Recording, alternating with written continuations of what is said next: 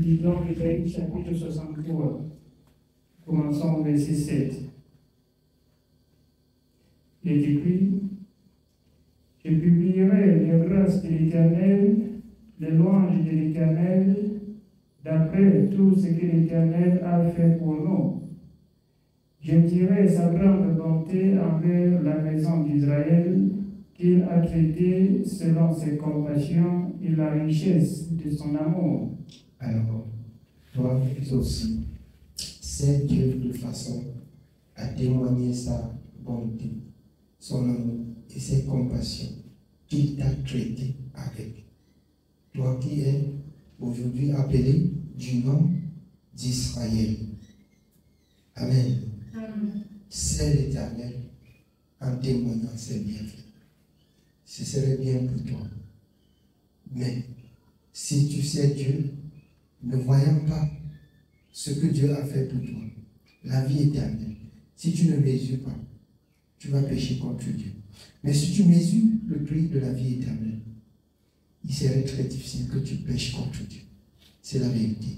Les gens sont devenus enfants de Dieu et vivent encore dans le péché parce qu'ils n'offrent pas la louange à l'Éternel comme il faut. Ils ne donnent pas la gloire à l'Éternel comme il faut. Ils ne reconnaissent pas la grâce de Dieu pour leur vie.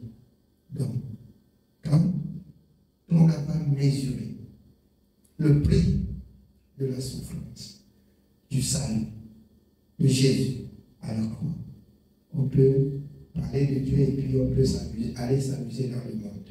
On peut parler de Dieu et puis on peut jouer dans le monde et on revient parler de Dieu. Si quelqu'un compte, mesure et voit les bontés de l'Éternel, je vous dis en toute vérité, il serait difficile qu'il pêche contre Dieu. Si vous mettez tout ça devant vous, ce ne serait pas possible de pécher contre Dieu. Si vous mettez toutes ces choses devant vous, ce serait difficile. Alors, on peut parler de cette dernière née qui est Michaël en ce jour, parce qu'elle est dernière née dans la maison de Dieu en ce moment, c'est pas ça. Alors, elle a vu le jour, elle a appris à parler, elle a témoigné le dos, le ventre, et alors, si tu mets ça en oubli, tu vas pécher contre Dieu. Mais si le souvenir de ce que Dieu a fait pour toi reste dans ton esprit, il serait difficile que tu pêches contre Dieu. Voilà pourquoi, quand on sait Dieu sans se souvenir de ce que Dieu a fait, on finit par fléchir devant l'ennemi. Amen. Oui, bien aimé, on continue. Nous continuons au verset 8. Il avait dit: certainement, ils sont mon peuple, des enfants qui ne seront pas infidèles. Alors, Dieu avait dit, certainement nous sommes son peuple, que nous n'allons jamais être infidèles. Vous savez, quand Dieu t'aime, quand Dieu nous choisit, il ne nous choisit pas pour nous conduire à la mort, à la destruction, mais à la vie.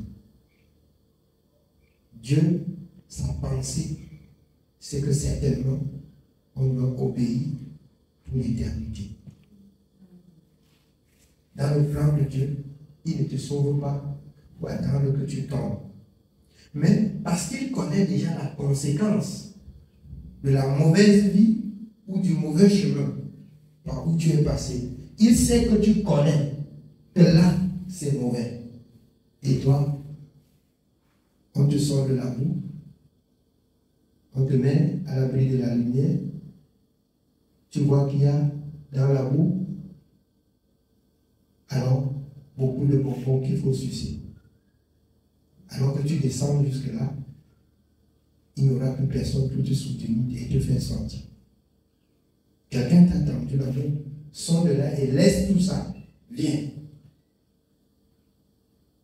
Alors, pendant qu'il dit lave tes pieds, tu te tournes, tu regardes ton pied. Lave tes pieds et marche avec moi. Parce que le lieu où tu parles la saleté n'entre pas. C'est ça la sanctification, l'enseignement, pour arriver à comprendre, pour s'approcher. Je vous dis, chaque jour que Dieu a créé, lorsque nous apprenons à le comprendre et à le connaître, et comme dit la pensée du monde, on s'approche plus de Dieu. La sanctification, ça nous rapproche de Dieu, ça nous rapproche de Dieu. Oh, vous allez bien voir, ceux qui étaient plus proches de Dieu, ils ne manquaient de rien.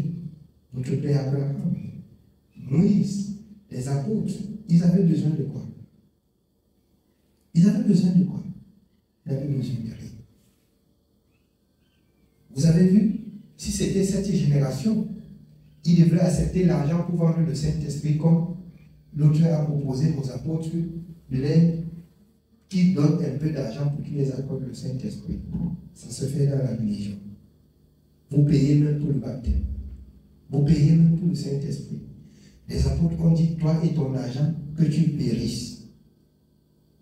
Toi et ton argent, que tu périsses. Qui t'a dit que l'œuvre de Dieu, c'est à prix d'argent? Mais est-ce que les enfants de Dieu ont compris cela?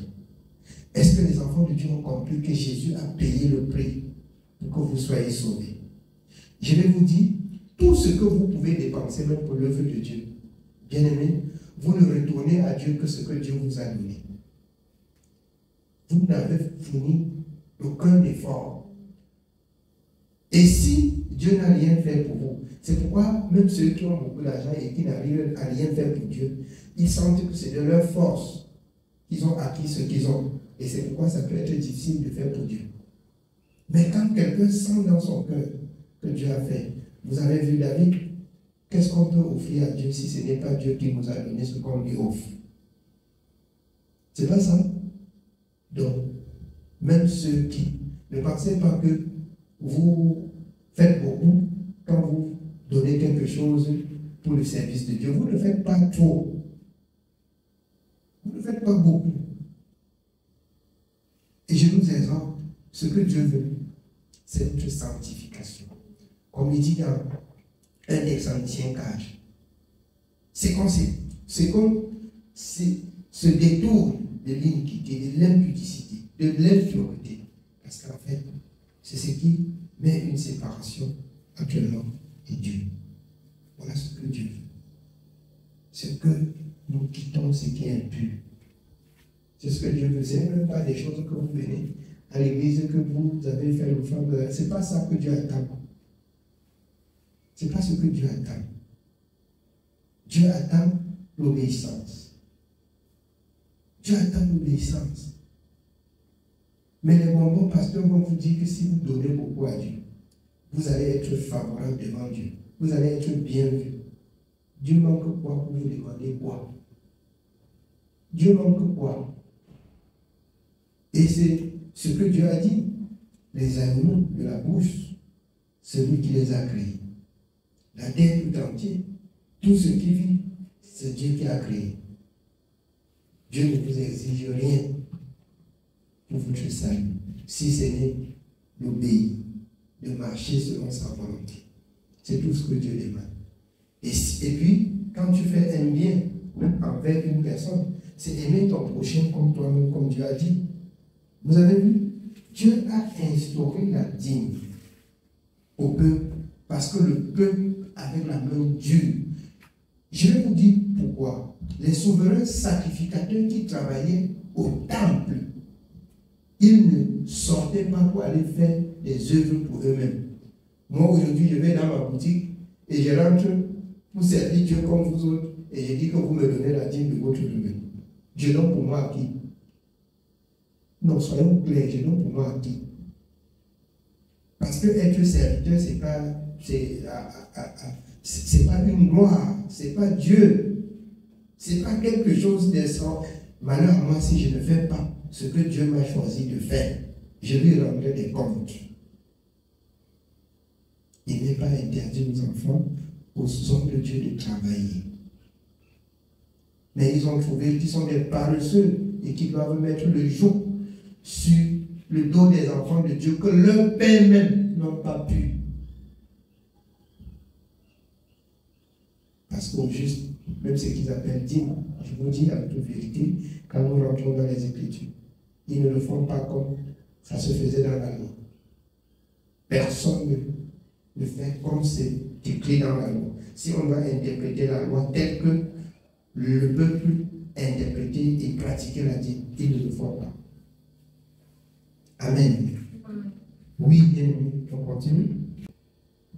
Et il a été pour eux un sauveur. Dans toute leur détresse, ils n'ont pas été sans secours. Dans toute leur détresse, ils n'ont pas été sans secours. Il parle ici d'Israël, qui toi-même tu es devenu Israélien. Si tu sais Dieu, comme la parole de Dieu demande, alors, dans toutes tes douleurs, tu ne manqueras pas de secours. Tu ne manqueras pas de secours. Oui. Et l'ange qui est devant sa face les a sauvés. Il les a lui-même rachetés dans son amour et sa miséricorde, et constamment il les a soutenus, portés aux anciens jours. Alors, il y a un ange pour ceux qui obéissent, qui les soutient, qui les porte, et que le souvenir des anciens jours reste, à savoir ce que Dieu a dit à Abraham, à Isaac et à Jacob, les promesses que Dieu a faites pour eux. Je susciterai de ces hommes un peuple qui m'appartient, je les soutiendrai. Jésus vient et dit, je serai avec vous tous les jours jusqu'à la fin des temps. Amen. Oui, bien. Nous sommes au verset 10. Mais ils ont été rebelles, ils ont attristé son Esprit Saint, et il est devenu leur ennemi et a combattu contre eux. Dieu devient ennemi de celui qui attriste l'Esprit Saint. Dieu combat celui qui combat sa parole. Écoutez bien, mais celui qui garde la parole, Dieu avec lui. Dieu combat celui qui combat sa parole. Dieu devient ennemi de celui qui est ennemi de sa parole. C'est pourquoi, quand vous avez écouté la bonne parole, qui donne la vie, le repos et la paix, et que vous venez à vous détourner, je vous le dis en toute vérité ce soir, vous ne pouvez pas être bien portant. Même si vous vous modifiez, c'est pour un peu de temps. Vous ne pouvez pas être bien portant, qu'on ne vous trompe pas. C'est différent de celui qui a connu la religion. C'est différent de celui qui a servi la religion. Ce n'est pas la même chose avec celui qui a entendu le Dieu créateur parler. Soit ça devient une bénédiction pour toi, soit ça devient une malédiction pour toi. Il n'y a que deux paroles qui s'accomplissent. Entre les mains de l'Éternel, il y a deux coupes. La coupe de la bénédiction et la coupe de la malédiction. C'est pour cette raison que dans Deutéronome, il exhorte ceux qui ont entendu de garder, de persévérer. Et il est dit, si vous abandonnez, voici les mauvaises paroles qui vont s'accomplir sur vous. Il est Dieu, il ne négocie pas, il vous dit. Et j'ai appris de sa parole qu'il veille afin que tout ce qui est sorti de sa bouche soit la vérité. Il accomplit toutes les paroles qui sont sorties de sa bouche. Si tu as écouté la bonne parole, bien aimé, tu es condamné à persévérer jusqu'à la fin.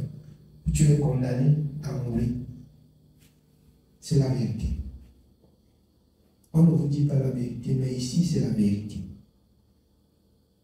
Amen. Oui, bien aimé.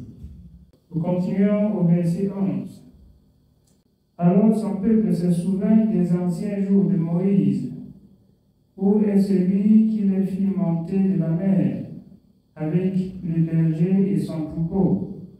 Où est celui qui mettait au milieu de son Esprit Saint, qui dirigeait la droite de Moïse par son bras glorieux, qui fendit les eaux devant eux pour se faire un nom éternel? Alors quand il pêche contre lui, quand la souffrance vient, il se souvient de celui qui opérait des signes et des prodiges devant leur présence partant de l'Égypte. Partant de l'Égypte. Ça, c'est dans la souffrance. Quand vous lisez d'autres livres, par ailleurs, dans la souffrance, comme dans Psaume 107, dans leur détresse, ils se sont retournés à l'Éternel. Dans leur maladie, ils ont crié à l'Éternel. Et l'Éternel les a pardonnés et les a guéris. Beaucoup au milieu de nous, même pêchent et ont péché contre Dieu. Et la repentance leur manque parce qu'on est trop grand. Parce que l'orgueil nous a gagné. On a le dos rond. On va mourir dans l'orgueil. C'est la vérité. Quand tu arrives au point où tu ne peux pas être humble pour te repentir, sache que la mort t'appelle déjà. La mort t'appelle déjà. Amen. Amen. Oui, bien aimé. Au verset 13, qui les dirigea à travers les flots comme un poussier dans le désert sans qu'ils blanchassent. Comme la bête qui descend dans la vallée, l'Esprit de l'Éternel les a menés au repos. C'est ainsi que tu as conduit ton peuple pour te faire un nom glorieux. Regarde du ciel et vois de ta demeure sainte et glorieuse. Où sont ton zèle et ta puissance? Le frémissement de tes entrailles et tes compassions ne se font plus sentir envers moi. Tu es cependant notre Père, car Abraham ne nous connaît pas, et Israël ignore qui nous sommes. C'est toi, Éternel, qui es notre Père. Au juste, vous dites bien le Dieu d'Abraham. C'est vrai, c'est le Dieu d'Abraham, mais ce n'est pas Abraham qui est Dieu. Vous comprenez? C'est pourquoi ils ne peuvent pas se détourner de Dieu pour dire qu'ils se prosternent devant Abraham. C'est le Dieu d'Abraham. Et dans le péché, Abraham ne les connaît pas. Abraham n'a pas des enfants de péché. Abraham n'a pas des enfants de péché. Souvenez-vous du Seigneur, quand les autres ont dit qu'ils sont fils d'Abraham. Si vous étiez réellement des fils d'Abraham, pourquoi vous cherchez à nous faire mourir? Abraham ne l'a pas fait. Et Abraham n'a pas pour des enfants de péché. C'est pour ça qu'il se retourne. Si l'Éternel le pardonne, il devient le Dieu, il devient des enfants pour Abraham. Abraham n'a pas des enfants rebelles. Abraham n'a pas des enfants. Il ne berge pas des enfants rebelles. Quand Dieu parle d'une postérité en Abraham, c'est la postérité sainte. Ce ne sont pas les rejetés. Ce n'est pas ce qu'Abraham va prendre avant de nettoyer. Ce sont ceux qui sont déjà nettoyés. Qui sont la postérité d'Abraham. Parce que vous allez comprendre, je comprends bien, vous allez avoir un trouble qui disent qu'ils ne sont pas, qui se tournent vers Abraham. C'est ça qui va faire votre entendement. Abraham n'héberge pas les pécheurs. C'est Dieu qui peut accepter et nettoyer et qui entre au sein d'Abraham. Amen. Oui, bien aimé. C'est toi, Éternel, qui es notre Père, qui dès l'éternité t'appelle notre Sauveur. Pourquoi, ô Éternel, nous fais-tu errer loin de tes voies, et endurcis-tu notre cœur contre ta plainte?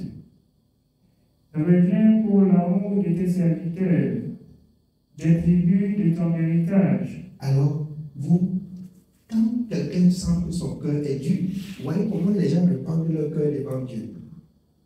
On dit que je n'arrive même pas à faire, vraiment, tu n'arrives même pas à faire ce que Dieu a dit. Et tu n'arrives même pas à dire à Dieu que tu n'arrives pas à faire ce qu'il a dit.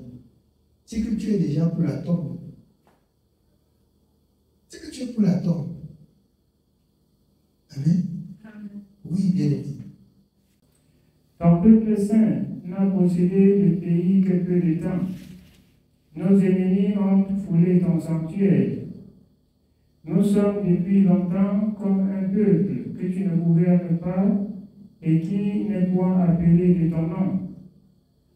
Oh, si tu déchirais les cieux et si tu descendais, les montagnes s'ébranleraient devant toi. Amen. Amen. Prenez Psaume 78, verset 1 à 4. Nous lisons Psaume chapitre 78, du verset 1 au verset 4. Mon peuple, écoute mes instructions, prête l'oreille aux paroles de ma bouche. J'ouvre la bouche par des sentences, je publie la sagesse des temps anciens. Ce que nous avons entendu, ce que nous savons, ce que nos pères nous ont raconté, nous ne le cacherons point à leurs enfants. Nous dirons à la génération future les louanges de l'Éternel et sa puissance et les prodiges qu'il a opérés. Amen. Amen. Nous dirons à nos enfants ce que nous avons vu, ce que Dieu a fait pour nous. Nous ne cacherons pas à nos enfants. Il dit, mon peuple, prête l'oreille. Celui qui n'est pas attentif dira quoi à ses enfants? Il racontera le monde à ses enfants, bien sûr, et ses enfants seront pour le monde. Je ne sais pas si vous comprenez ça. Si vous ne prêtez pas l'oreille, si vous n'êtes pas attentif, qu'est-ce que vous allez raconter à vos enfants? Si vous n'avez pas entendu ce grand Dieu parler, si vous ne l'avez pas vu agir dans votre vie, vous raconterez quoi à vos enfants? Nous allons raconter aux enfants ce que nous avons vu, ce que nous avons entendu, ce que ce grand Dieu a fait pour nous. Voilà pourquoi nous devons travailler pour nous et apporter ce témoignage vers nos enfants afin que la vie des anciens soit notre vie et soit la vie de des générations. Amen. Amen. Que Dieu soit béni. C'est tout pour ce soir.